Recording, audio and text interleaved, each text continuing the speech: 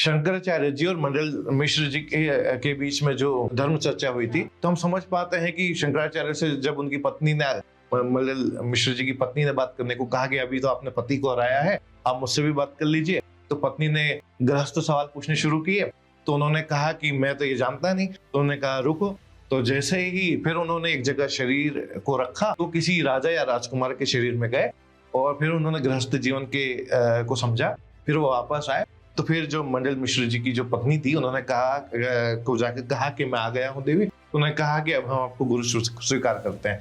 तो चाहे गुरु परंपरा हो, चाहे बुद्ध का आना हो, चाहे महावीर का होना हो, चाहे जीवों में आना हो, चाहे प्रकृति के रूप में होना है, चाहे योनियों में होना हो, या चाहे मिश्र हो, चाहे माया सभ्यता हो, आत्मा को लेकर एक स्ट्रॉन्ग वैल्यू क्रिएशन है और ये ट्रेवलिंग के साथ ही है।